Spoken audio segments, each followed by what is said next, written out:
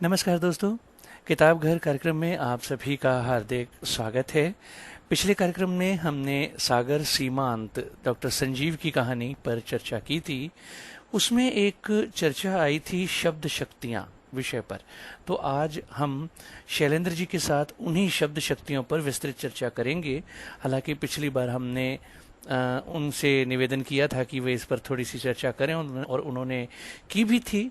और आज इसी विषय पर उनका विस्तृत व्याख्यान हम आपको सुनवाएंगे।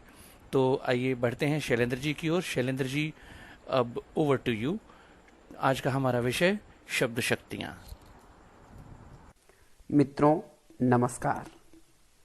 आज हम जिस विषय का अध्ययन करने जा रहे हैं वो विषय काव्य शास्त्र का भी है और हिंदी व्याकरण का भी है। मित्रों, यह विषय उस समय से ही प्रचलित है जब से काव्य शास्त्र का गठन हुआ। भरत मुनि ने, भामह ने, मम्मट ने, जो काव्य शास्त्री हिंदी साहित्य के हुए या संस्कृत, पाली, प्राकृत के हुए, उन सब के जो अपने काल हुए उनसे ही ये विषय जो है शुरू हुआ था और धीरे धीरे अब आगे की तरफ बढ़ रहा है, आगे बढ़ रहा है। मित्रों, हम शब्द शक्ति का अध्ययन करने जा रहे हैं। मित्रों, शब्द को बोधक कहते हैं और अर्थ को बोध्य। बोधक यानी कि बोध करवाने वाला, और जिसका बोध होता है वो होता है बोध्य, यानी कि शब्द अर्थ का बोध कराता है, इसलिए शब्द हो गया बोधक। और अर्थ जिसका बोध होता है वो हो गया बोध्य। मित्रों, शब्द शक्ति का एक ऐसा विषय है जिस पर यदि आपकी पकड़ बन जाती है, यदि यह विषय आपकी पकड़ में आ जाता है तो आप भाषा के भीतर के जानकार बन जाएंगे। आपको वो प्रतीति हो जाएगी कि भाषा की सेंस क्या है, भाषा के अर्थ की पकड़ क्या है। और मित्रों, अनेकानेक कॉम्पिटिटिव एग्जाम्स में भी ये बहुत ही महत्वपूर्ण टॉपिक कहलाता है। तो शब्द में निहित अर्थ के व्यापार को शब्द शक्ति कहते हैं। शब्द यानी कि बोधक और अर्थ यानी कि बोध्य। बोध्य और बोधक के बीच के जो संबंध का अध्ययन करवाती है वही शब्द शक्ति होती है। मित्रों, जो मैंने पहले वाली परिभाषा बोली थी बहुत सरल है कि शब्द में निहित अर्थ के व्यापार को शब्द शक्ति कहते हैं।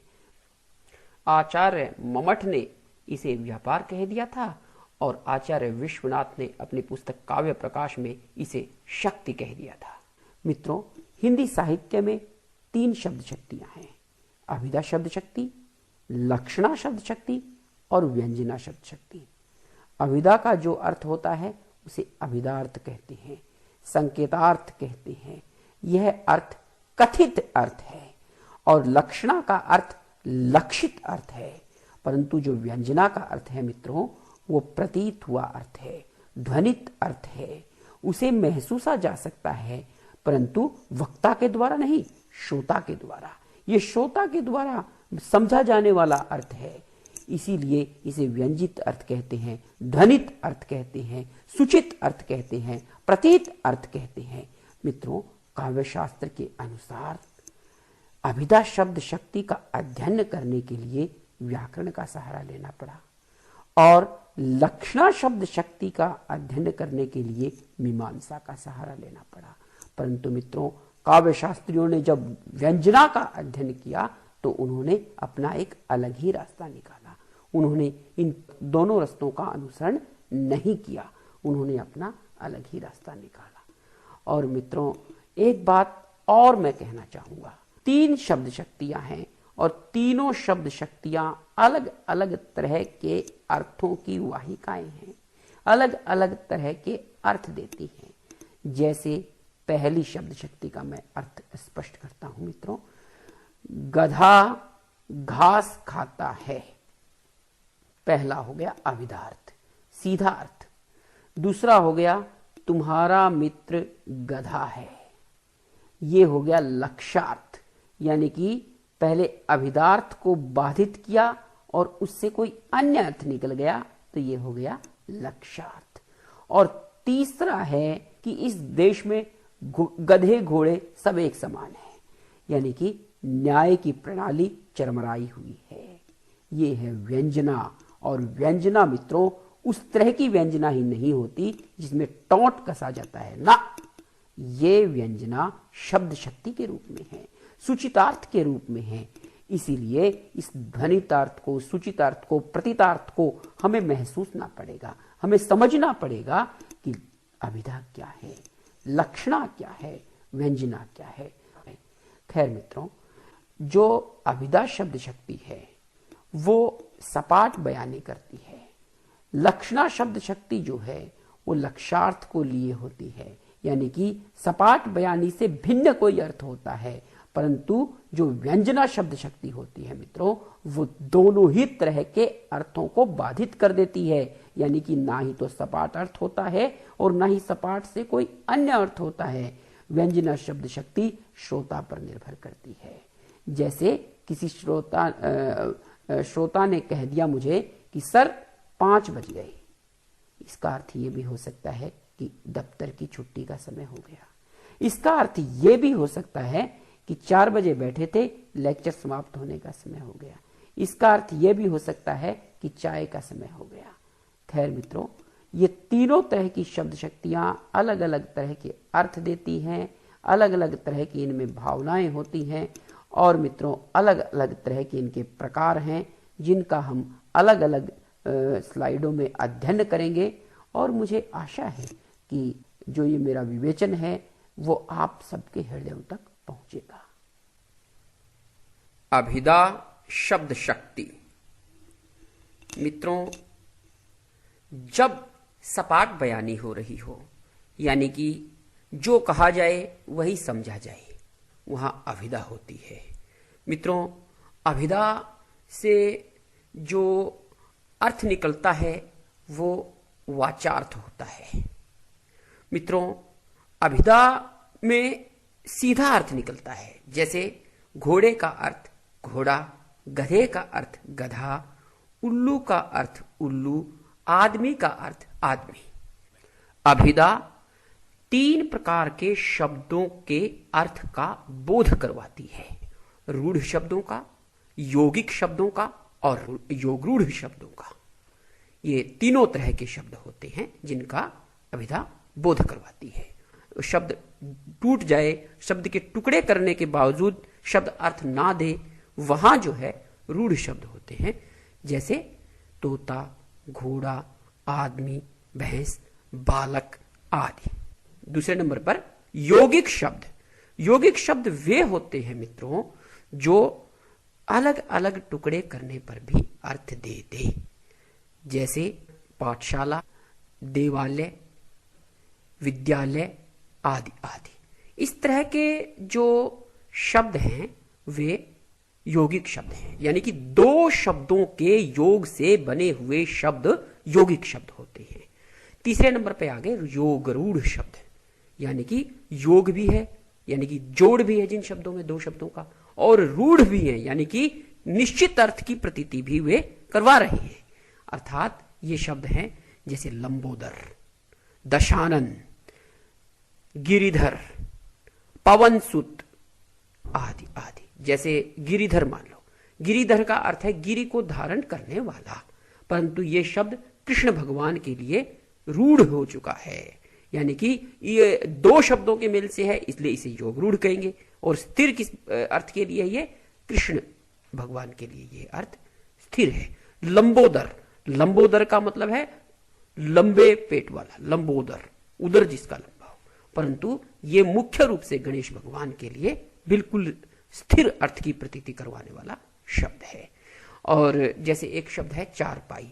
चारपाई तो किसी भी चीज के हो सकते हैं, जैसे मेज के हो सकते हैं, कुर्सी के हो सकते हैं, किसी और चीज के हो सकते हैं, परंतु जो खाट है उसे ही चारपाई कहा जाता है।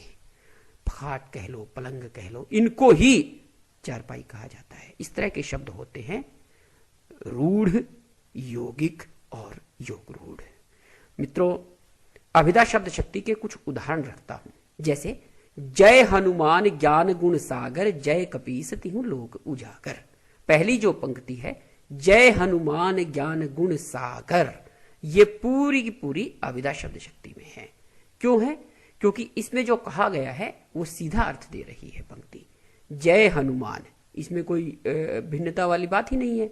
ज्ञान गुण सागर, यानी कि ज्ञान के और गुण के हे हनुमान जी आप सागर हो।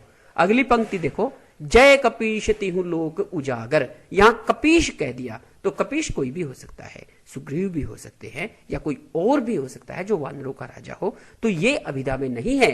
पहली पंक्ति जो है जय हनुमान ज्ञान गुण सागर, ये जो है अभिधा शब्द शक्ति में है। एक और देखो, 3 बेर खाती थी 3 बेर खाती है, यानी कि 3 बार तो खाती थी और 3 बार खाती है। बिल्कुल सीधी बात है, इसमें कोई वो वाली बात ही नहीं है।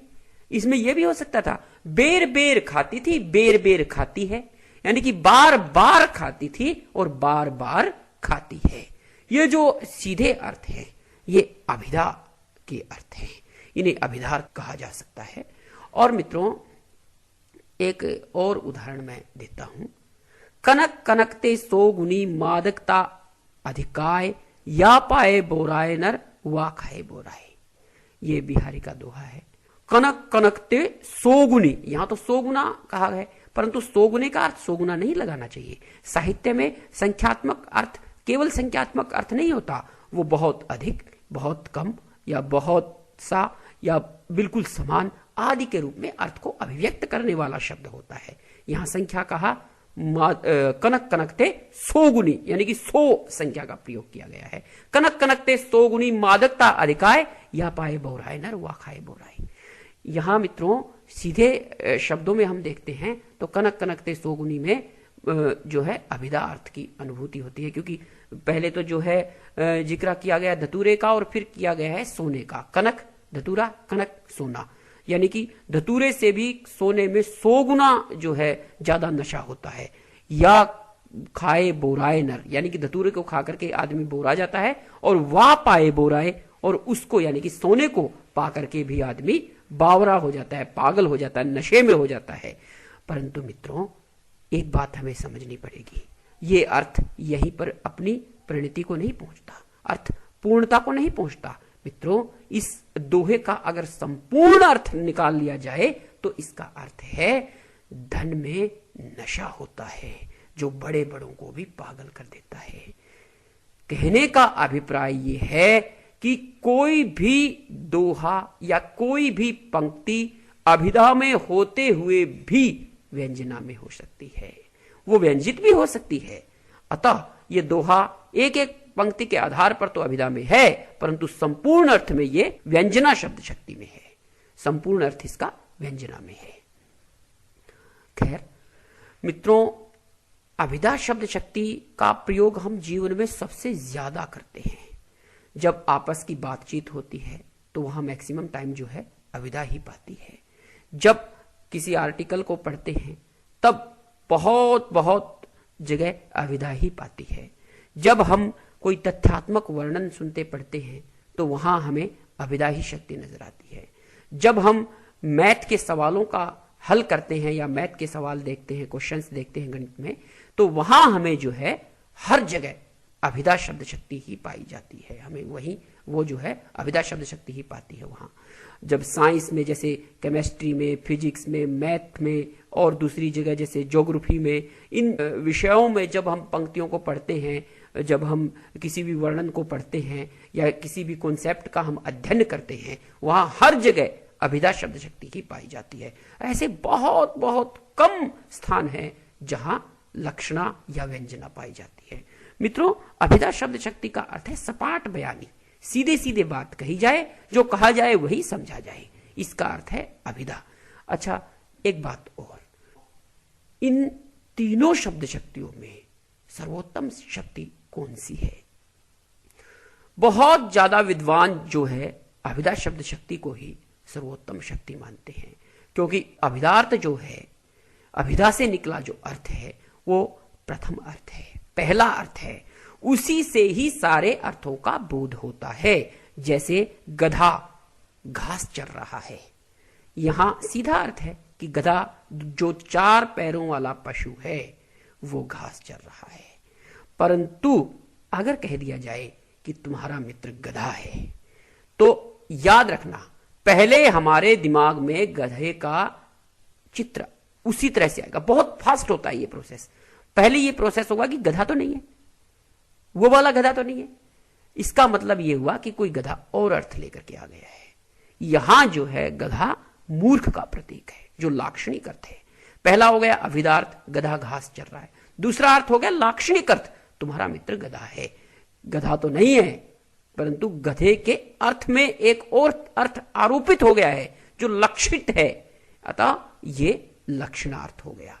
और तीसरी बात अगर कह दी जाए, इस देश में गधे घोड़े सब एक समान है, इसका अर्थ लाक्षिक जो अर्थ है उससे भी बहुत आगे का अर्थ हो जाता है।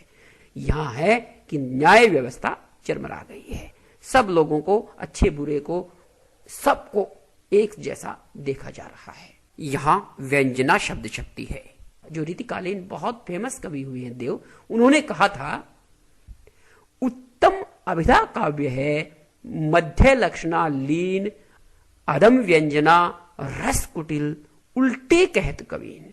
अर्थात सबसे उत्तम जो काव्य है वो अभिधा का है, मध्यम जो काव्य है वो लक्षणा का है, और जो उल्टी जिसकी उक्ति है, जिसको कवियों द्वारा उल्टे अर्थ में कहा जाता है, वो अधम काव्य जो है वो है व्यंजनार्थ काव्य। परंतु अधम व्यंजना को कहना केवल संकुचित दृष्टिकोण है, मैं इसका अनुमोदन नहीं करता हूं, और बहुत बहुत विद्वानों ने भी इसका अनुमोदन नहीं किया है। परंतु मित्रों, अभिधा शब्द शक्ति अपने आप में सपाट बयानी के लिए फेमस है। सपाट बयानी ही इसकी मूल पकड़ है, मूल पकड़ कि सपाट बयानी जहां हो रही हो, जो कहा जा रहा हो वही समझा जाए, एक अर्थ को ही वाहित करती है, एक अर्थ की ही वाहिनी है।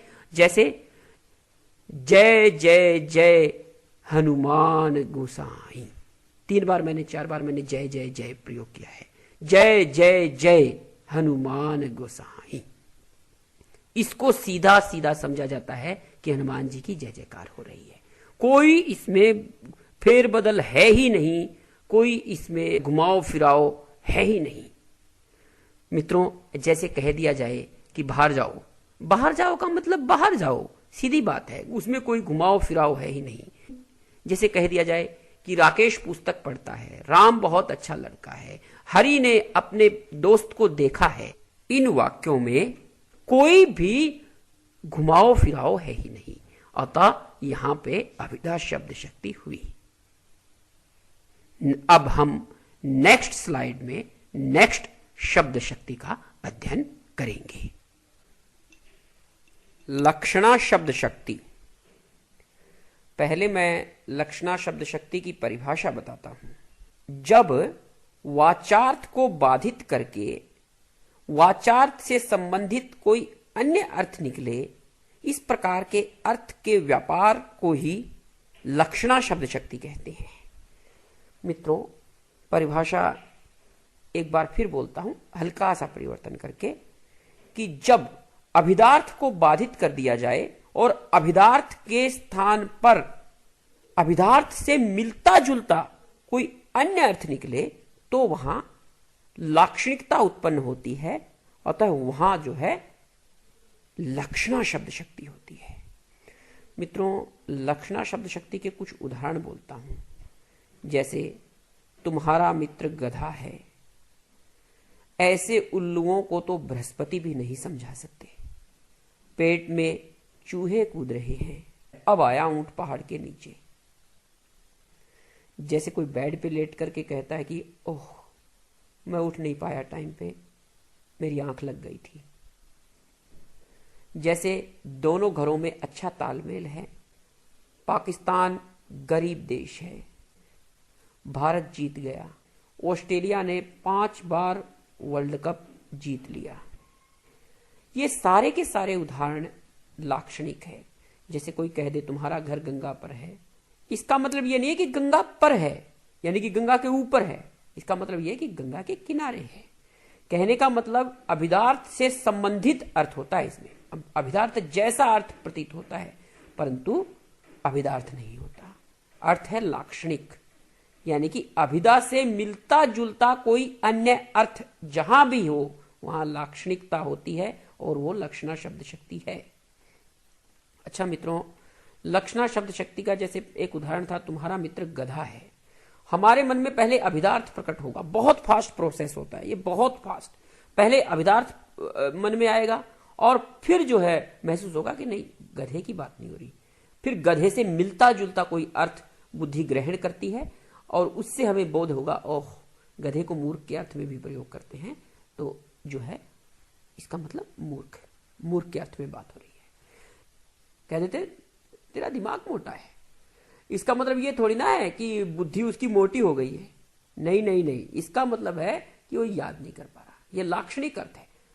उनका घर गंगा पर है या इलाहाबाद गंगा पर है। गंगा पर होने का मतलब गंगा के ऊपर नहीं है, गंगा की धारा के ऊपर थोड़ी फ्लाईओवर बना करके इलाहाबाद बना दिया गया है। नहीं नहीं नहीं नहीं, इसका मतलब ये है कि गंगा के तट पर है।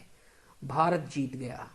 भारत जीत गया का मतलब भारत जीत गया से ये अभिप्राय नहीं है कि कोई भारत की भूमि है और वो जीत गई। नहीं नहीं नहीं नहीं, इसका मतलब है कि भारत का कोई विशेष, जैसे क्रिकेट टीम का नाम ले तो क्रिकेट टीम, या हॉकी का नाम ले तो हॉकी की टीम, या कोई भारत की सेना किसी से युद्ध कर रही हो तो उस संदर्भ में बात हो रही हो।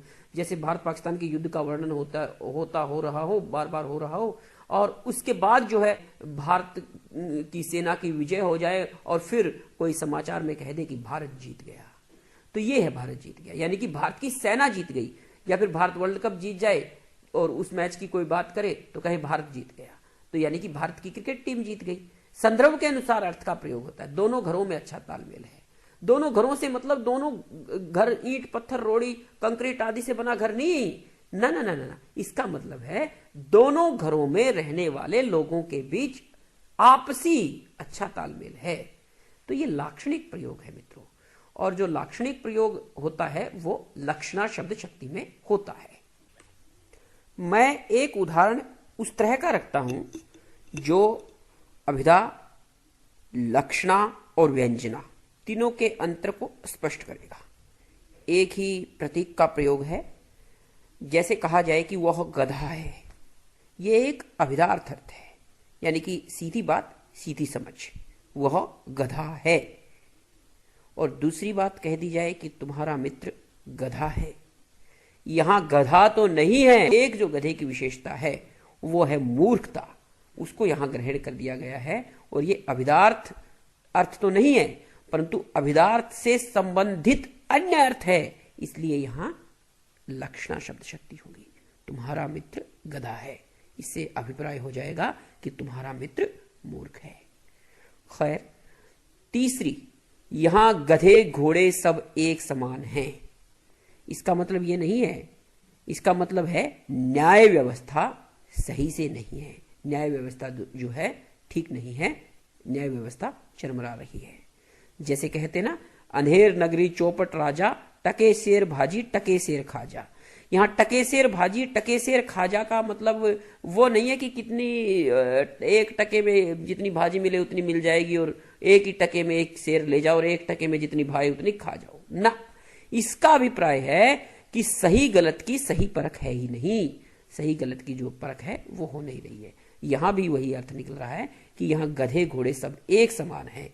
यहां जो है व्यंजना शब्द शक्ति है। और मित्रों, व्यंजना दो रस्तों से वाक्य में आती है। एक तो अभिधा के रास्ते से, जिसे अभिधा मूला व्यंजना बोलते हैं, और दूसरा लक्षणा के रास्ते से, जिसे लक्षणा मूला व्यंजना बोलते हैं। तो यहां जो लाक्षणिक दृष्टिकोण से आ रही है तो लक्षणा का रास्ता हो गया, इसलिए यहां लक्षणा मूला व्यंजना हो गई। खैर, हम ये बात जो है व्यंजना को पढ़ाते समय करेंगे। अब मैं लक्षणा शब्द शक्ति के भेद बताता हूं। मित्रों, यहां हम केवल 4 भेदों का ही जिक्र करेंगे। वैसे बहुत सारे भेद माने गए हैं। कुछ विद्वान इसके 64 भेद मानते हैं और कुछ विद्वान जो है इसमें भी मतभेद रखते हैं। उनका मानना है कि 60 से ज्यादा हैं, और आचार्य रामचंद्र शुक्ल ने जो है 80 भेद माने हैं। खैर मित्रों, 64 भेदों की परंपरा ज्यादा रही है, परंतु यहां हम जो परीक्षा उपयोगी है और कॉम्पिटिटिव एग्जाम्स के लिए, प्रतियोगी परीक्षाओं के लिए जो उपयोगी है, वो 4 भेद कवर करते हैं। इन 4 भेदों में से ही क्वेश्चन आते हैं, इनसे अलग नहीं आते। मित्रों, 4 भेद हैं। नंबर 1 है रूढ़ा लक्षणा, नंबर 2 है प्रयोजनवती लक्षणा, नंबर 3 है उपादान लक्षणा और नंबर 4 है लक्षण लक्षणा। मैं सबसे पहले रूढ़ा लक्षणा का वर्णन करता हूं। रूढ़ा लक्षणा मित्रों बिल्कुल एकदम अभिधा जैसी है। अभिधा में और इसमें यही अंतर है कि अभिधा में सपाट बयानी होती है और इसमें जो लाक्षणिक अर्थ है उसका वहन होता है, उसका पालन होता है। तो रूढ़ा लक्षणा वो शब्द शक्ति है जो रूढ़ उक्ति को स्पष्ट करती है, जिसमें रूढ़ बात को अभिव्यक्त किया जाता है। जितने भी मुहावरे लोकोक्तियां हैं वो सब रूढ़ा लक्षणा में आएंगे। जितने भी कथन निश्चित हो चुके हैं किसी भी बात के लिए, जैसे भारत जीत गया, पाकिस्तान की पारी से हार, दोनों घरों में अच्छा तालमेल है, ये सब का सब रूढ़ा लक्षणा में है। ये सारे वाक्य जो है रूढ़ा लक्षणा में है। भारत जीत गया, भारत जीत गया का मतलब ये नहीं कि भारत के सारे लोग या भारत जो भूमि का टुकड़ा है वो जीत गया, नहीं, इसका अलग अलग संदर्भों में प्रयोग है। जैसे क्रिकेट की टीम का मैच हम देख रहे हो और कहते हैं कि भारत जीत गया, तो इसका मतलब है कि भारत की क्रिकेट टीम जीत गई। हरियाणा वीर भूमि है, इसका मतलब यह नहीं कि हरियाणा की जो पूरी भूमि है वो वीर है, कुछ अलग है उस भूमि में, नहीं, इसका अर्थ यह है कि हरियाणा के लोग वीर हैं। अगला, उसका घर गंगा पर है। उसका घर गंगा के ऊपर नहीं है, परंतु इससे अभिप्राय हुआ कि उसका घर गंगा के किनारे है। यहां ये रूढ़ ही हो चुकी है, यानी कि रूढ़ हो चुके हैं। रूढ़ यानी कि स्थिर, स्थिर हो गया है ये अर्थ। उसके पेट में चूहे कूद रहे हैं। पेट में चूहे कभी कूदते ही नहीं। यहां मुहावरे में है ये बात कि मुहावरे में जो है चूहे कूदने की बात से अभिप्राय है उसे भूख लगी हुई है। कह देना कि ऑस्ट्रेलिया को हराना नाको चने चबाना है, यानी कि बहुत मुश्किल है, बहुत बहुत मुश्किल। जैसे कह दिया जाए कि पिछले मैच में ऑस्ट्रेलिया ने मुंह की खाली। मुंह की खाली का मतलब यह नहीं है कि उनके मुंह पे कुछ लग गया, नहीं, उनकी हार हो गई। मुंह पे किसी के मार के देखो बड़ी दिक्कत हो जाएगी, परंतु ये बात कह दे कि तूने मुंह की खाई थी कल, उसको ये लगेगा हाँ बात सही है, हार हो गई थी।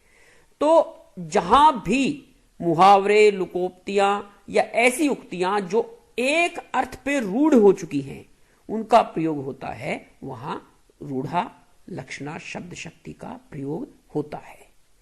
दूसरी है मित्रों प्रयोजनवती लक्षणा। प्रयोजन जिसमें पहले ही स्पष्ट हो रहा है, प्रयोजनवती यानी कि किसी कारण के कारण। जहां भी मित्रों वक्ता अपने संदर्भ के अनुसार लाक्षणिक ढंग से अपनी बात को अभिव्यक्त करता है, अपने प्रयोजन को सिद्ध करने के लिए अपनी बात को अभिव्यक्त करता है, वहीं पे प्रयोजनवती लक्षणा होती है। मित्रों प्रयोजनवती का मतलब है प्रयोजन के कारण, अर्थात वक्ता द्वारा किसी विशेष प्रयोजन से जब लक्षणा शब्द शक्ति का प्रयोग किया जाता है, और या फिर यह भी बात कहें कि वक्ता द्वारा किसी विशेष प्रयोजन से लाक्षणिक वाक्य का जहां प्रयोग किया जाता है उसमें जो शब्द शक्ति होती है वो प्रयोजनवती लक्षणा होती है। जैसे किसी पड़ोसी के यहां कोई चिनाई का काम चल रहा है और उसके बराबर वाला पड़ोसी आकर के कह दे कि यार 3 साल हो गई, ये ताजमहल कब पूरा होगा। ये ताजमहल से अभिप्राय यहां आगरा वाला ताजमहल नहीं है। इसका मतलब यह है कि बहुत बहुत टाइम हो गया भाई, इतने टाइम में क्या मतलब ये अभी तक पूरा नहीं हुआ है क्या, कितना टाइम और लगाओगे। इसका अर्थ यही है कि बोर हो गया है वो उनकी चिनाई से, खटपट क्रेशर, रोड़ी, सीमेंट आदि की धूल धक्कड़ आदि आदि से। तो यहां प्रयोजन से अर्थ का प्रयोग हुआ है। और कोई फोन से बात करे अपने पड़ोसी की अच्छी बिल्डिंग को देख करके, आओ यार एक बार देखो मेरे पड़ोसी ने कितना सुंदर महल बनाया है। यहां महल से अभिप्राय वो महल नहीं बनाया, महल वो अलग अर्थ हो गया। महल तो पहले राजाओं के होते थे, बहुत बड़े बड़े, बहुत ऊंचे ऊंचे, नहीं, अपने पास की बिल्डिंग को देख करके अगर वो महल का नाम लेता है तो इसका मतलब ये हो गया कि कोई जो है अच्छी सुंदर बड़ी बिल्डिंग बनी है। पहले वाले राजाओं वाले महल का अर्थ नहीं हुआ। तो मित्रों जहां भी किसी प्रयोजन से अर्थ का प्रयोग किया जाता है वहीं प्रयोजनवती लक्षणा होती है। तीसरे नंबर पर मित्रों है उपादान लक्षणा। उपादान का मतलब है अंग। मित्रों, जहां सारी बात लक्षणा में हो रही हो परंतु उसमें अभिधा भी साथ हो, अभिधा का वाक्य भी साथ हो, तो जो है उपादान लक्षणा होती है। जैसे 10 बंदूकों ने सारा गांव लूट लिया, 10 बंदूकों ने सारा गांव लूट लिया। अब 10 बंदूकें कोई खुद उठ करके तो किसी गांव को लूट नहीं सकती, या लूट जो है गांव को या शहर को किसी को लूट नहीं सकती। इसका मतलब है कि 10 बंदूकधारियों ने सारे गांव को लूट लिया, यानी कि 10 लोग ऐसे आए थे जिनके हाथ में बंदूकें थीं और उन्होंने जो है सारे गांव को लूट लिया। यहां बंदूक भी शामिल है, परंतु बंदूक से आगे का अर्थ अभिव्यक्त हो रहा है कि बंदूकधारियों ने। अगला उदाहरण, चौक में मत जाना, लाठियां चल रही हैं। इसका मतलब यह नहीं है कि लाठियों के पैर लगे हुए हैं और लाठियां टक टक टक टक टक टक टक टक करके चल रही हैं। इसका अभिप्राय है मित्रों कि लड़ाई हो रही है, वहां मत जाना। वहां जो है लाठियां भी चल रही है कि कौन, क्योंकि कोई हाथ से चला रहा है, यानी कि अभिदा से आगे का अर्थ हो गया। अभिदा नॉर्मल हो गया अगर लाठी पैरों पैरों से चलती, जैसे गधा चल रहा है, घोड़ा चल रहा है, आदमी चल रहा है, यहां तो अभिदा का अर्थ है, परंतु कह दे कि लाठियां चल रही हैं, यहां अभिदा का अभिप्राय नहीं है मित्रों। इससे अभिप्राय है कि कोई लड़ाई हो रही है, कोई हाथ में पकड़ के लाठी को चला रहा है। जहां अभिदार्थ भी साथ हो और अभिदा से आगे कोई लाक्षणिक अर्थ अभिव्यक्त हो जाए, इस तरह की अभिव्यक्ति के व्यापार को ही उपादान लक्षणा कहते हैं। तो मित्रों, ये तीसरा भेद था। इसी में हम 10 बंदूकों ने सारा गांव लूट लिया, वहां मत जाना, लाठियां चल रही है। अभी तो बच्चे तुम साथ हो, अलग होंगे तो पता चलेगा कि आटे दाल का भाव क्या होता है। इसका अभिप्राय मित्रों आटा दाल में आटा दाल नहीं है। आटा दाल का मतलब है घर गृहस्थी के सामान से, परंतु इसमें आटा दाल भी शामिल है। जहां भी आ जाए, ये के ट्रिक भी है कि जहां भी आ जाए, जैसे 10 बंदूकों ने सारा गांव लूट लिया, तो सारा गांव तो लोग लूट लेते हैं, 10 बंदूकें थोड़ी लूट सकती हैं सारे गांव को, परंतु 10 बंदूकों ने भी लूटा है, क्योंकि बंदूकें भी शामिल थी, अभिधा का अर्थ भी शामिल था। वहां मत जाना, लाठियां चल रही हैं, या ये मतलब मत समझ लेना कि केवल लाठियां चल रही है, यानी कि आपस में लड़ाई झगड़ा हो रहा है, परंतु लाठियां भी चल रही हैं, उनका भी प्रयोग है। वहां भी लगा करके देख लेना कि भी, जहां भी फिट बैठ रहा है, वहां जो है उपादान लक्षणा शब्द शक्ति का प्रयोग किया गया है। मित्रों, ये एक साधारण ट्रिक है जो शुरुआती समझ के लिए है, परंतु विशेष तौर से आपको भीतरी भावों को जानना है, वाक्य के बहाव को जानना है, तो आपको एक ही बात समझनी पड़ेगी कि जहां अभिधा का अर्थ भी हो और उपादान के रूप में लक्षणार्थ भी हो, यानी कि पूरे वाक्य में रची बसी हो लक्षणा, परंतु अभिधा अर्थ के साथ, अभिधा का अर्थ भी जिंदा हो। जैसे वहां मत जाना, लाठियां चल रही हैं, यहां लाठियां भी चल रही हैं, परंतु इसका पूरा अर्थ अलग निकल रहा है कि लड़ाई झगड़ा हो रहा है। तो जैसे इस तरह के अर्थ आ जाए, जहां भी ऐसा हो जाए, वहां सीधा समझ लेना कि उपादान लक्षणा है। 4 नंबर पर आ गई हमारी लक्षण लक्षणा। मैं लक्षण लक्षणा की परिभाषा बोलता हूं, नोट करें।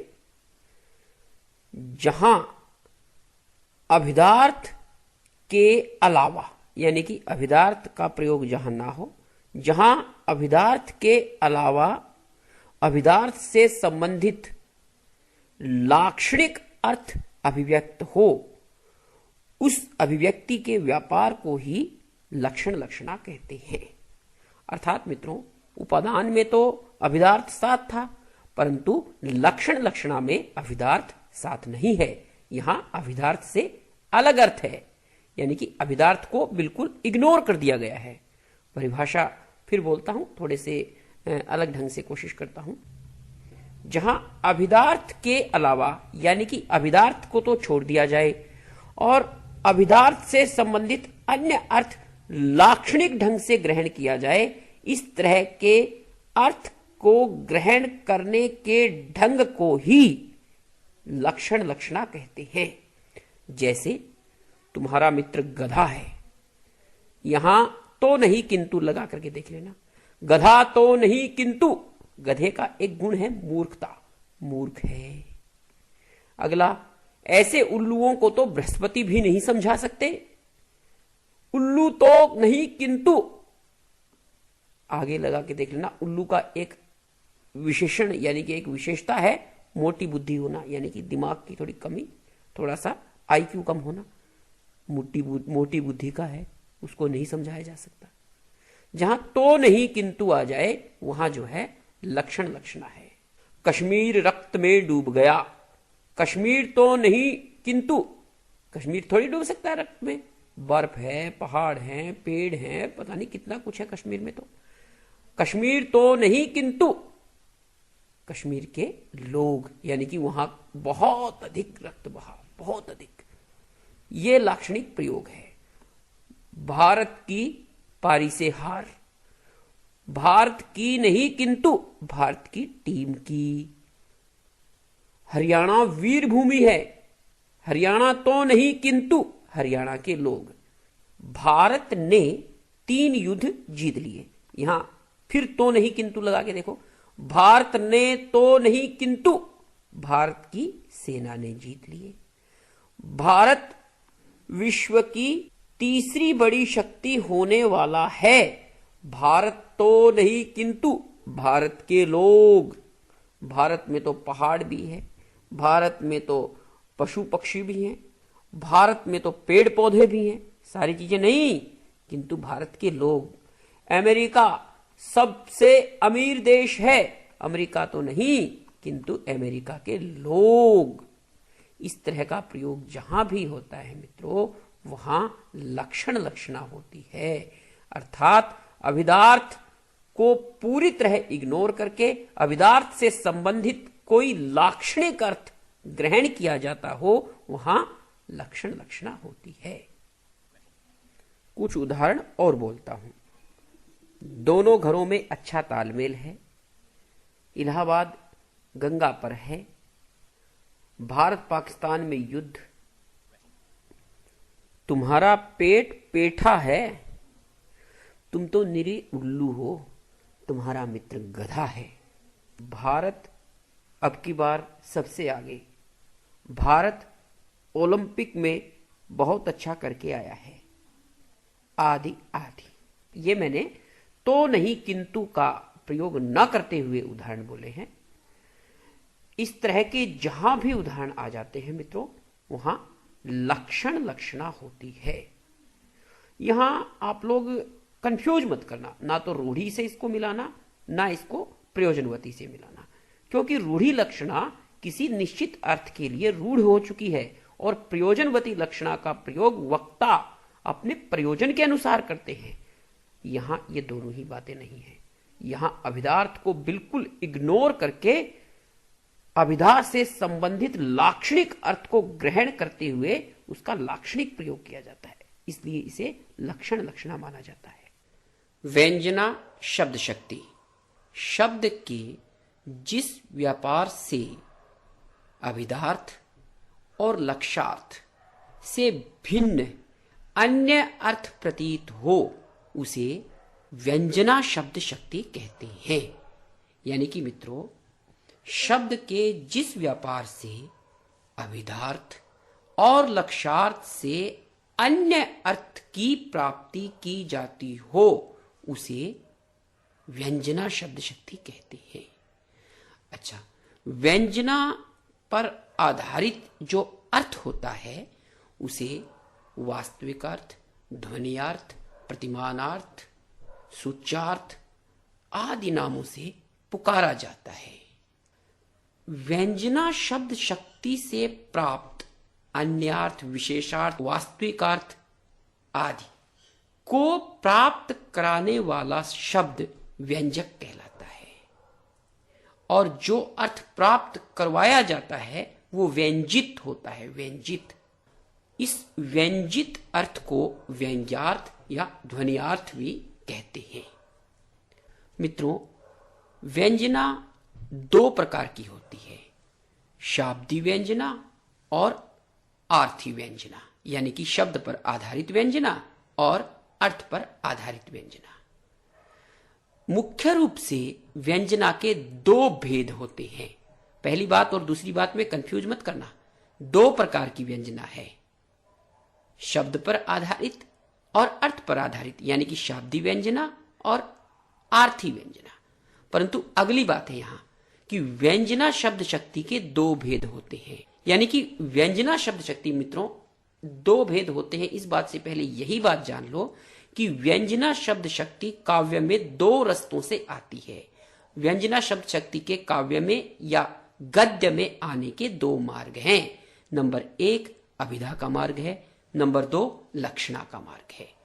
इसलिए इन्हें कहेंगे, पहले जो दो भेद हैं व्यंजना शब्द शक्ति के, उन्हें कहेंगे नंबर 1 अभिधा मूला व्यंजना, नंबर 2 लक्षणा मूला व्यंजना। बस ये दो भेद हैं। और पहले दो प्रकार थे मित्रों, शब्द पर आधारित व्यंजना और अर्थ पर आधारित व्यंजना। शब्द पर आधारित व्यंजना को कहेंगे शाब्दी व्यंजना और अर्थ पर आधारित व्यंजना को कहेंगे आर्थी व्यंजना। व्यंजना का जो अर्थ है वो संदर्भ के अनुसार बैठता है मित्रों। मैं उदाहरण देता हूं। जैसे कह दिया जाए कि 7 बज गए। 7 बजे का अर्थ अलग अलग व्यक्ति के लिए अलग अलग निकलेगा। जैसे गार्ड को कह दिया जाए कि 7 बज गए तो वो ये समझ सकता है कि मेरी ड्यूटी का टाइम हो गया, मेरी शिफ्ट शुरू हो गई। विद्यार्थियों को कह दिया जाए कि 7 बज गए तो वो ये समझ सकते हैं कि हमारे स्कूल जाने का समय हो गया।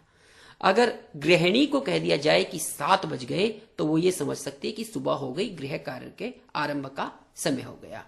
अगर किसी ऑफिस जाने वाले, कार्यालय जाने वाले या स्कूल जाने वाले कर्मचारी को यह कह दिया जाए कि 7 बज गए, इसका मतलब यह है कि उसका जो है उठने का टाइम हो गया, 7 बज गए।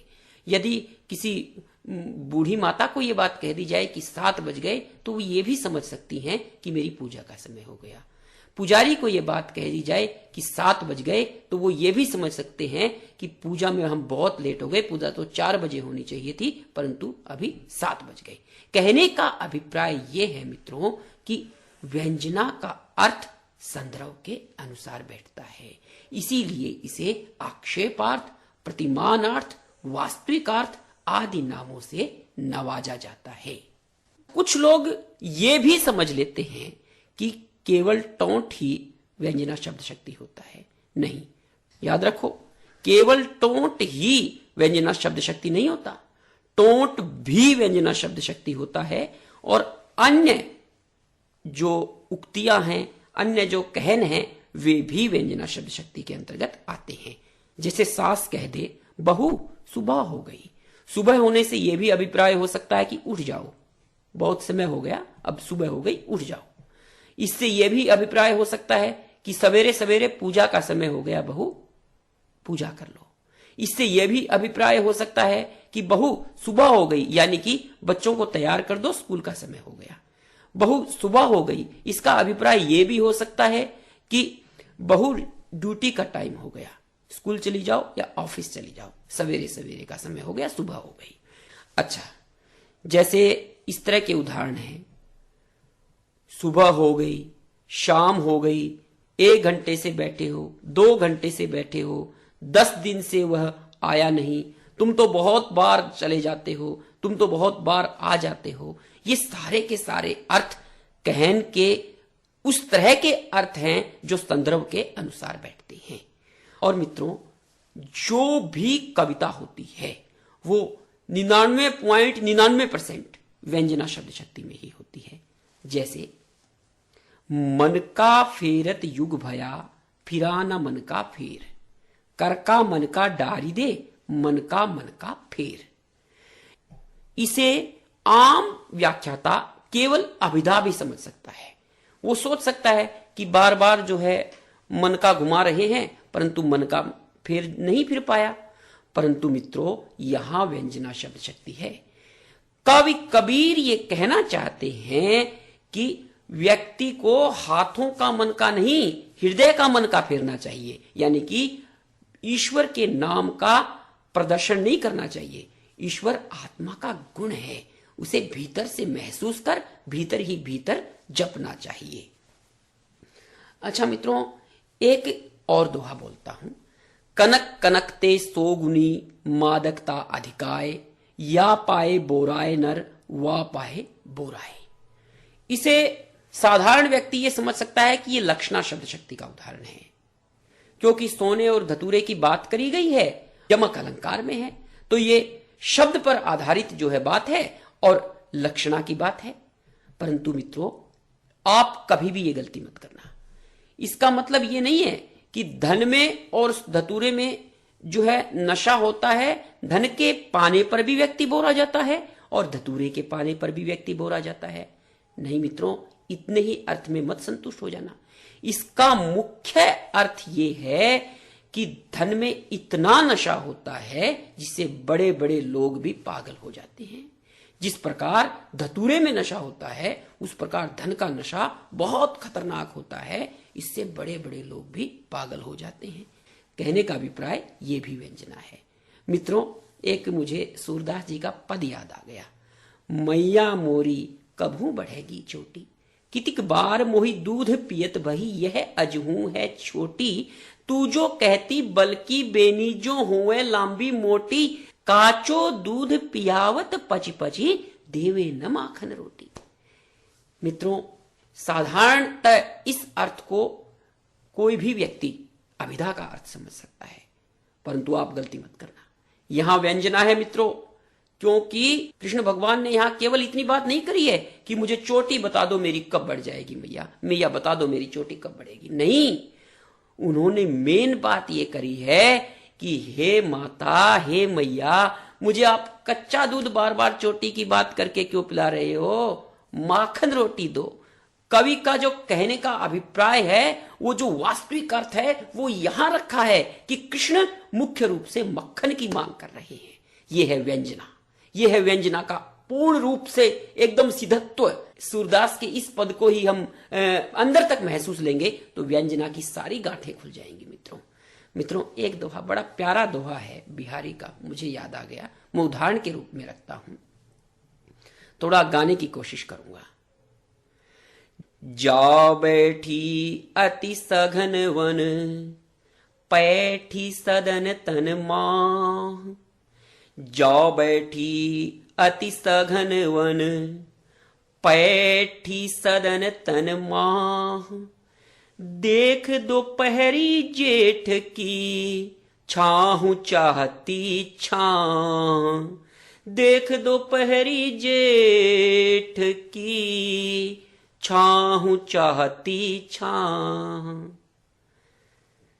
जा बैठी अति सघन वन, पैठी सदन तन माह, देख दोपहरी जेठ की छाहू चाहती छां। वाह, क्या कल्पना है, क्या कल्पना है। मानवीकरण की सुंदर अनुभूति करवाती हुई ये मित्रों व्यंजना है। कोई साधारण व्यक्ति ये समझ सकता है कि ये लक्षणा है, क्योंकि छाह चाहती छां, यहां पर जो बात करी गई है वो छां की इच्छा की बात करी गई है, तो ये लाक्षणिक अर्थ है। परंतु नहीं मित्रों, मैं व्याख्या करता हूं। जा बैठी अति सघन वन, इसका मतलब है कि छाया या तो वन में जाकर के बैठ गई है, सघन वन में जाकर के बैठ गई है, केवल वन में नहीं। जा बैठी अति सघन वन, छाया या तो अति सघन वन में जाकर के बैठ गई है, यानी कि अति सघन वन में रह गई है, या पैठी सदन तन माह, या लोगों के घरों में रह गई है। यानी कि या तो छाया गहरे वनों में जाकर के बैठ गई है, या लोगों के घरों में मात्र रह गई है, यानी कि केवल घरों में रह गई है।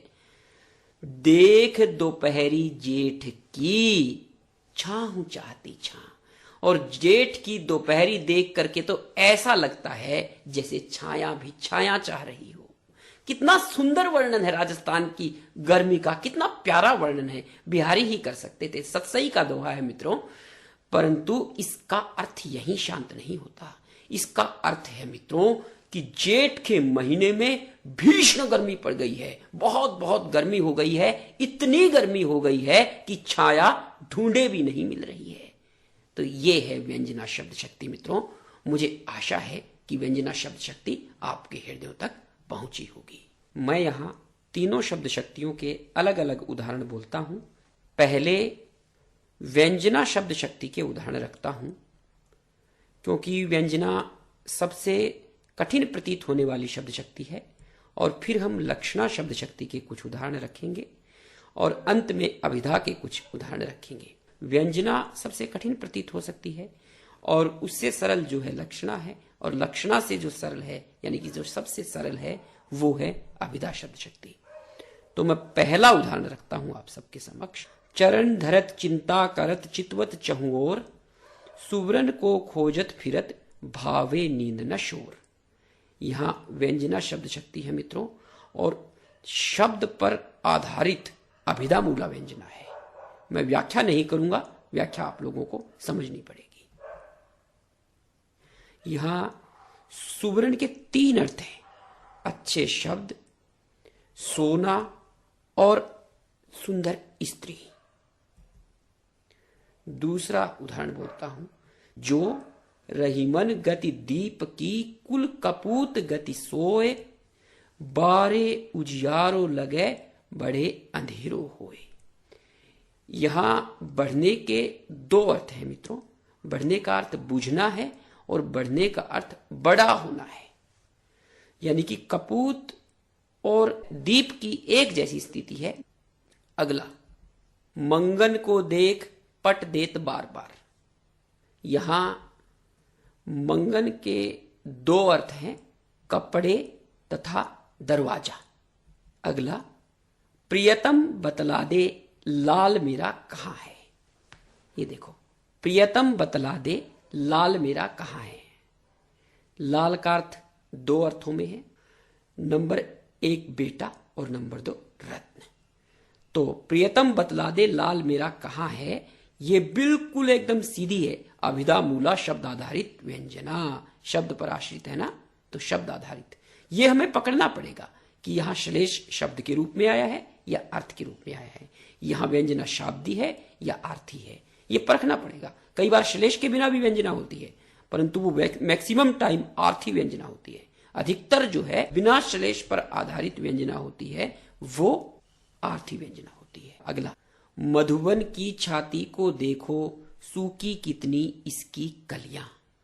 यहां कलियां शब्द के 2 अर्थ हैं। कलियां यानी कि फूल के खिलने से पहले की स्थिति, और दूसरा अर्थ है यौवन से पहले की स्थिति। यहां मित्रों लक्षणा पर आधारित आर्थी व्यंजना है। अगला, रावण सर सरोज बनचारी, चली रघुवीर सिली मुखधारी। सिली मुख का अर्थ यहां भ्रमर भी है और बाण भी है। तो ये जो है अभिधा मूला शाब्दी व्यंजना है, क्योंकि यहां शब्द पर श्लेष केंद्रित है। ये हमें परखना पड़ेगा, भाषा पर हमारी पकड़ बताएगी कि ये क्या है और ये क्या है। अगला, सूली ऊपर सेज हमारी किस विधि सोना होए, गगन मंडल पर सेज पिया की किस विधि मिलना होए। कबीर जी का बड़ा सुंदर दोहा है। सूली ऊपर सेज हमारी किस विधि सोना होए, गगन मंडल पर सेज पिया की किस विधि मिलना होए। यहां पिया 3 अर्थों में प्रयोग है मित्रों। ये बेहतरीन श्लेष है। यहां जो है श्लेष के साथ साथ व्यंजना भी बता दी, श्लेष के साथ साथ व्यंजना शब्द शक्ति भी है, परंतु श्लेष को भी समझ लो और व्यंजना को भी समझ लो, 2 बात एक बात में। तो यहां जो दूसरी पंक्ति है सेज पिया की, यहां पिया 3 रूपों में प्रयोग हुआ है। एक तो पति के रूप में पिया का प्रयोग है, दूसरा प्रियतम के रूप में पिया का प्रयोग है, और तीसरा भगवान के रूप में भी पिया का प्रयोग किया गया है। ये बहुत ही सटीक उदाहरण है अर्थ पर आधारित लक्षणा मूला व्यंजना का। मित्रों भटकना मत इस बात में, अभिधा नहीं है, ये लक्षणा है, लक्षणा, और शाब्दी नहीं है, शब्द पर आधारित नहीं है, अर्थ पर आधारित है, क्योंकि 3 अर्थ निकल गए हैं। अगला, चिर जियो जोरी जुरै क्यों न स्नेह गंभीर, को घटिये वृषभानुजा वे हलधर के वीर। यहां वृषभानुजा यानी वृषभानु नामक व्यक्ति की पुत्री, और वृषभानुजा का मतलब है वृष राशि में प्रवेश किए सूर्य की पुत्री। और वृषभानु यहां गाय के अर्थ में भी है। यहां तीन तीन अर्थ में वृषभानुजा का प्रयोग हो रहा है। वृषभानुजा गाय के अर्थ में भी है, और वृषभानुजा जो है सूर्य की पुत्री के रूप में भी है, और वृषभानुजा यानी कि वृषभानु नामक व्यक्ति की पुत्री, ये तीन अर्थों में वृषभानुजा का प्रयोग हो रहा है। और दूसरी जगह हलधर के जो दो अर्थ हैं, पहला अर्थ है हलधर के वीर यानी कि बैल का भाई, बैल के भाई के रूप में भी पहला अर्थ निकल गया। हलधर तो बैल होता है ना, बैल ही हल को धारण करता है। और दूसरा अर्थ निकल गया हलधर के वीर, मतलब कि बलराम के भाई। हलधर जो है बलराम को भी कहा जाता है।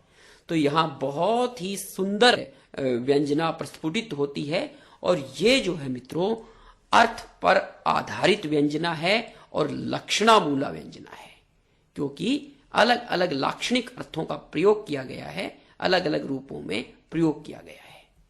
अगला, नरकी और नलनीर की गति एकै कर जोए, जे तो नीचो हवा चले ते तो ऊंचो होए।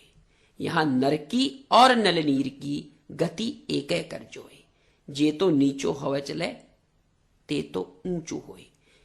नीचो और ऊंचो यहां दो दो अर्थों को प्रस्फुटित कर रहे हैं। आदमी के लिए विनम्रता और नलके के लिए नीचे का अर्थ नीचा। तो यहां मित्रों लाक्षणिक अभिव्यक्ति है, इसलिए लक्षणा शब्द शक्ति है, और ये अर्थ पर आधारित है मित्रों, क्योंकि यहां शब्द की अभिव्यक्ति नहीं है, ये अर्थ की अभिव्यक्ति है। तो जे तो नीचो होवे चले ते तो ऊंचो होए, तो ये दो दो अर्थ प्रस्फुटन हो रहे हैं, जहां यहां जो है अर्थ आधारित लक्षणामूला व्यंजना है। अब मैं लक्षणा शब्द शक्ति के कुछ उदाहरण रखता हूं, उनकी बिल्कुल भी व्याख्या करने की जरूरत नहीं है, फिर भी एकाध की व्याख्या कर दूंगा। उसका गांव गंगा पर है, इसका मतलब यह नहीं है कि उसका गांव गंगा के ऊपर है, नहीं, ऊपर तो नहीं परंतु किनारे पर है, पास में है। अभिधा के अर्थ को बाधित करके अभिधा के निकट का अर्थ जहां आ जाता है वहीं तो लक्षणा होती है। तो पहली बात होगी, देखो उसका गांव गंगा पर है, यानी कि गंगा पर तो नहीं परंतु गंगा के किनारे है। राजस्थान वीर है, अगला उदाहरण, राजस्थान वीर है। राजस्थान कोई भूमि वीर थोड़ी है, राजस्थान के लोग वीर हैं। यहां राजस्थान जो शब्द है उसका लाक्षणिक प्रयोग है। उसकी पगड़ी उछल गई, यहां मुहावरे का प्रयोग लाक्षणिक रूप में है। हाथ पांव बचाकर काम करना, यहां हाथ पांव बचाने से अभिप्राय है सारे शरीर को बचाकर काम करना, परंतु हाथ पांव का लाक्षणिक प्रयोग किया गया है, इसका अभिप्राय यही है देखभाल करके काम करना। अगला उदाहरण, अब तो बड़ी बड़ी फेंकते हो, जब अलग हो जाओगे तो आटे दाल के भाव का पता चल जाएगा। यहां आटे दाल शब्द का लाक्षणिक प्रयोग किया गया है। ये दो शब्द जरूर हैं परंतु दो ही अर्थ नहीं रखते हैं, आटा और दाल ही अर्थ नहीं है। इसमें यह अर्थ है कि गृहस्थी के जो सारे झंझट झमेले हैं, जितने भी सामान सामग्री लानी है, जो भी करना धरना है, लेन देन होना है, उस सब का पता चल जाएगा। अगला, तुम्हारी बुझाएं तो पत्थर हैं। पत्थर के उदाहरण देखो, तुम्हारी बुझाएं तो पत्थर हैं। अगला, कोई बैग उठाते समय कह दे इस बैग में बहुत वजन है, पत्थर भर रखे हैं क्या? अगला उदाहरण पत्थर का ही, उसका दिल तो पत्थर है।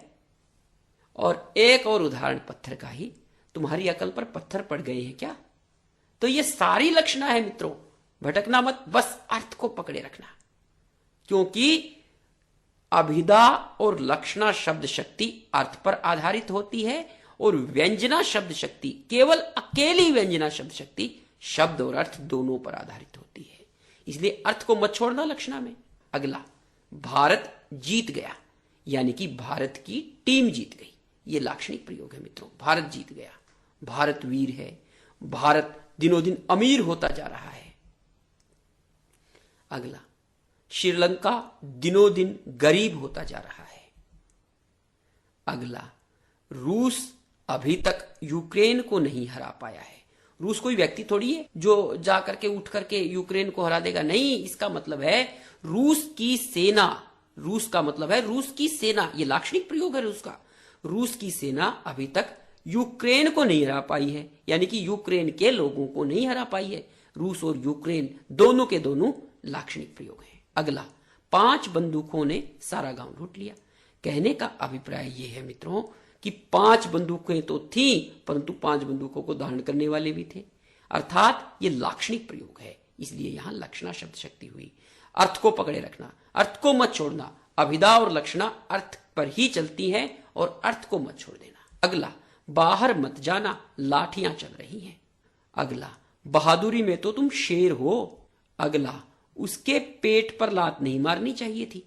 अच्छा, कोई ये भी समझ सकता है कि ये तो अभिधा है, किसी के पेट पे लात मार दी होगी, परंतु नहीं मित्रों, ये लक्षणा है, क्योंकि पेट पे लात मारना मुहावरा है। इसका अर्थ है रोजी रोटी छीन लेना, उसकी आजीविका छीन लेना, इसलिए यहां लाक्षणिक प्रयोग है। उसके पेट पर लात नहीं मारनी चाहिए थी, गरीब था बेचारा। अगला, भारत ने सारे विश्व को अपनी ताकत दिखला दी। अब कुछ अभिधा पर आधारित उदाहरण भी बोल देता हूं।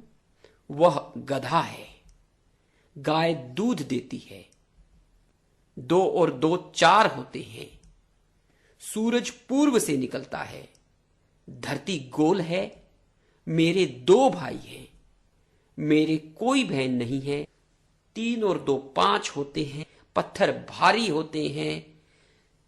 ये जितने भी सपाट अर्थ हैं, सब के सब अभिधा शब्द शक्ति के अर्थ हैं। सारांश के तौर पर हम ये कह सकते हैं कि हमने अभिधा, लक्षणा और व्यंजना तीनों शब्द शक्तियों को समझा, तीनों के उदाहरण समझे। कुछ छोटी छोटी ट्रिक्स और हैं जो डिस्कस करेंगे। मित्रों, अभिधा का जो अर्थ है वो संकेतार्थ होता है, सीधा अर्थ होता है। घोड़े का अर्थ घोड़ा, गधे का अर्थ गधा, घास का अर्थ घास, चील का अर्थ चील, अलमारी का अर्थ अलमारी, दीवार का अर्थ दीवार, गेट का अर्थ गेट, खिड़की का अर्थ खिड़की। परंतु जो लक्षणा शब्द शक्ति का अर्थ है, यानी कि जो लक्ष्यार्थ है, वो सीधा अर्थ नहीं होता, वो अभिधा से संबंधित अर्थ होता है। भले ही वो अभिधार्थ नहीं होता है, परंतु उसके अर्थ की दिशा सुनिश्चित होती है। यानी कि जैसे तुम पत्थर फेंक रहे हो, यहां अभिधा वाला अर्थ हो गया। और यदि ये बात कह दी जाए कि तुम्हारा हृदय पत्थर है क्या, तो यहां पत्थर तो नहीं है, किंतु पत्थर का एक गुण आ गया है, यानी कि पत्थर के अर्थ की दिशा आ गई है। यानी कि वो जो दिशा थी पत्थर के अर्थ की, वो आ गई है, उसका जो गुण है वो प्राप्त हो गया है, यानी कि कठोरता। ये कह दिया जाए कि इस बैग में बहुत वजन है, पत्थर भर रखे हैं क्या, यानी कि पत्थर का दूसरा गुण आ गया है, वो भारी हो गया है, वजनदार चीज। परंतु अर्थ की दिशा जहां गड़बड़ हो वहां अर्थ बिगड़ जाता है। जैसे कोई कहते घर में आग लग गई है, पत्थर जल रहे हैं क्या, नहीं, पत्थर का गुण ही नहीं है तो पत्थर वाला अर्थ भी नहीं आएगा। यानी कि लक्षणा शब्द शक्ति में अर्थ की दिशा सुनिश्चित होती है, यानी कि अभिधा का जो अर्थ है उससे संबंधित अर्थ होता है। जहां पर भी लक्षणा शब्द शक्ति होगी वहां अभिधा वाले अर्थ से संबंधित अर्थ होगा। तीसरे नंबर पर व्यंजना शब्द शक्ति है। व्यंजना शब्द शक्ति में मित्रों वास्तविक अर्थ की प्राप्ति करवाई जाती है। जहां अभिधा और लक्षणा अपना अर्थ बोध करवा के शांत हो जाएं और किसी अन्य अर्थ की प्राप्ति हो, वहां जो है व्यंजना शब्द शक्ति होती है। मित्रों, व्यंजना का जो अर्थ होता है वो वास्तविक अर्थ होता है, आक्षेप अर्थ होता है, व्यंजित अर्थ होता है, प्रतीत अर्थ होता है। मित्रों, कुछ ट्रिक्स हैं व्यंजना की, जहां पर भी समय सूचक बात हो, जैसे 2 घंटे से 4 घंटे से, 1 दिन से, 2 दिन से, सुबह से, शाम से, रात से, वो सारी की सारी जो है व्यंजना शब्द शक्ति होती है। यानी कि इस प्रकार के वाक्य व्यंजना शब्द शक्ति में होते हैं। यहां जो है समय की सूचना देकर के वक्ता केवल समय की सूचना ही नहीं देता, वो अपनी बात को भी कहता है, यानी कि उसके अनुसार अपने संदर्भ को भी बैठाता है। तो जो व्यंजना का अर्थ है वो संदर्भार्थ भी होता है, संदर्भ के अनुसार भी अर्थ निकलता है। मित्रों, अभिधा और लक्षणा तो केवल शब्द पर आधारित होती हैं और व्यंजना शब्द शक्ति शब्द और अर्थ दोनों पर ही आधारित होती है। और मित्रों, जहां पर भी वाक्य में विस्मय आदि बोधक लगा मिले, समझ लेना व्यंजना शब्द शक्ति है। मित्रों, आधुनिक कविताओं में और पारंपरिक कविताओं में व्यंजना शब्द शक्ति होती है। पारंपरिक कविताओं में तो एकाध बार अभिधा शब्द शक्ति या लक्षणा शब्द शक्ति कविता में आ भी जाए, काव्य में प्रयोग भी हो जाए, परंतु आधुनिक मुक्त कविता में तो लगभग 100% यानी कि 99.99% व्यंजना शब्द शक्ति का ही प्रयोग किया जाता है। मित्रों, शब्द शक्ति का काव्य में बहुत महत्व है। शब्द शक्ति का काव्य में इतना महत्व है कि आनंदवर्धन ने तो इसके आधार पर ध्वनि संप्रदाय तक बना दिया। मम्मट के काव्य प्रकाश में और विश्वनाथ के साहित्य दर्पण में शब्द शक्ति का खूब वर्णन है। रीतिकालीन कवियों ने भी शब्द शक्ति के बारे में बहुत वर्णन किया है। बहुत बड़े आलोचक, आलोचना सम्राट आचार्य रामचंद्र शुक्ल ने तो शब्द शक्ति पर एक लेख ही लिख मारा। कहने का अभिप्राय यह है कि शब्द शक्ति का बहुत महत्व है। ये अर्थ और शब्द के सामंजस्य को समझाती है, अर्थ और शब्द के बोध को समझाती है, काव्य में उसके प्रयोग को समझाती है, गद्य में और पद्य में अलग अलग तरह से व्यंग्य को, लक्ष्य को और अभिधार्थ को पूर्ण रूप से समझाती है। मित्रों, मैंने कोशिश करी है कि मैं शब्द शक्ति को आप सबके समक्ष उस ढंग से प्रस्तुत कर सकूं जिस ढंग से आप सहज रूप से इसे समझ सके, इसे ध्यान में रख सके। आप सबने मुझे हृदय से सुना, इसके लिए मैं आपका आभार व्यक्त करता हूं। जाते जाते एक बात कहते जाता हूं कि यद्यपि आप लोगों ने बहुत ध्यान से इस लेक्चर को सुना है, इस व्याख्यान को सुना है, परंतु उदाहरणों का अभ्यास जारी रखना। जितना अभ्यास होगा, आपके पास जितने उदाहरण होंगे, उतनी ही शब्द शक्ति पर पकड़ आपकी मजबूत होती जाएगी और आप भाषा के संदर्भ में शब्द और अर्थ के पक्के खिलाड़ी बन जाओगे। धन्यवाद। मैं ये आशा कर सकता हूँ शैलेंद्र जी, आपके वक्तव्य के पश्चात कि हमारे श्रोता भली प्रकार से, क्योंकि ये साहित्य का विषय है, तो जो हमारे साहित्य को समझने वाले, जो साहित्य को पढ़ने वाले हमारे छात्र हैं, उनके लिए ये विषय अधिक लाभदायक है। तो वे इस विषय को अधिक से अधिक समझने का आपके इस वक्तव्य के माध्यम से प्रयास करेंगे। जो और उनके प्रश्न होंगे, वे चाहें तो अपने प्रश्न भी हमें इस कार्यक्रम के माध्यम से पूछ सकते हैं punitsoni20@gmail.com पर मेल के जरिए, अथवा हमारा जो मोबाइल नंबर है 9780238512 पर ऑडियो या टेक्स्ट मैसेज छोड़कर आप अपना प्रश्न पूछ सकते हैं। तो अब इसी के साथ हमें आज का